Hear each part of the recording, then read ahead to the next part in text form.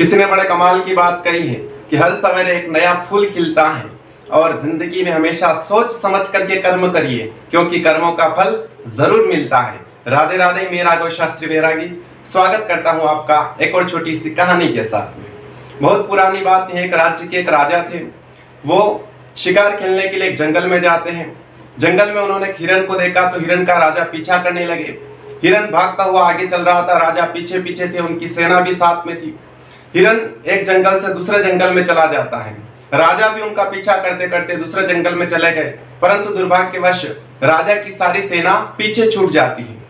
थोड़ी देर बाद में राजा ने देखा कि वो हिरन अदृश्य हो गया। वो हिरन भाग करके जंगल के अंदर चला गया। राजा रास्ता भटक गए थे। राजा को बड़ी जोर की प्यास लगी। राजा इधर उधर भटकने लगे पानी की तलाश में। तब राजा ने देखा कि एक कुटिया बनी हुई है। राजा वहां पर पहुंचे और जाकर के उस कुटिया के अंदर देखा तो एक महात्मा तपस्या कर रहे थे। राजा ने आवाज लगाई कि आप मुझे पानी पिला दीजिए। महात्मा ने सुना नहीं, क्योंकि महात्मा बड़ी कठोर तपस्या में थे। राजा ने फिर कहा कि आप कृपा करके मुझे पानी पिला दीजिए, अगर मुझे पानी नहीं मिला तो मैं मर जाऊंगा। पर महात्मा के कानों में राजा की आवाज नहीं पहुंची, क्योंकि महात्मा तपस्या में लीन थे। राजा को बड़ा क्रोध आया। राजा समझे कि ये महात्मा हमारा अपमान कर रहे हैं, मैं प्यासा हूं इसलिए आज मेरा ये अपमान कर रहे हैं। तो राजा ने देखा बाहर एक मरा हुआ सर्प पड़ा हुआ था, मरा हुआ सांप पड़ा हुआ था। उस सांप को उठाया और राजा ने इन महात्मा के गले में डाल दिया। राजा सांप डाल करके चलने लगे, तभी उनकी सारी सेना आ जाती है।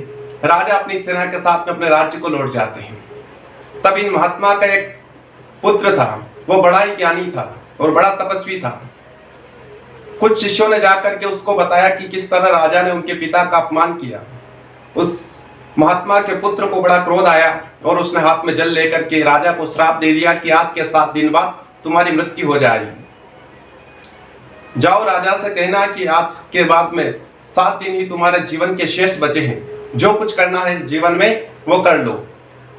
शिष्य जाते हैं, जाकर के राजा से कहा कि इस तरह आपने उन महात्मा का अपमान किया था, उनके पुत्र ने तुम्हें श्राप दिया है, आज के 7 दिन बाद तुम मर जाओगे। राजा ने जब ये सुना तो राजा को पहले तो विश्वास नहीं हुआ कि श्राप व्राप कुछ नहीं होते हैं।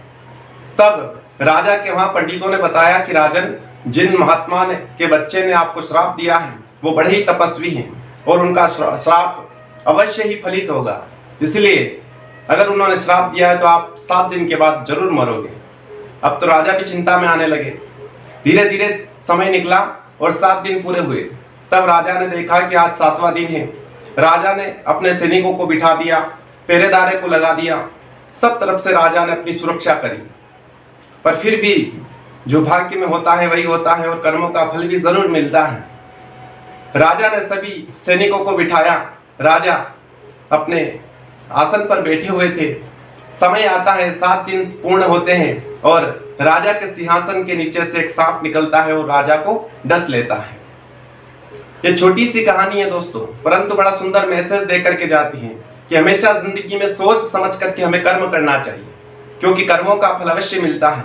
जैसा हम कर्म करते हैं उसका फल भगवान अवश्य ही देते हैं। इसलिए कर्मों पर ध्यान दीजिए, अच्छे कर्म करिए और गरीबों की मदद करिए, गरीबों का रक्षा करिए। तो मिलते हैं ऐसी अगली कहानी के साथ में, तब तक के लिए जय श्री राधे, जय श्री कृष्ण।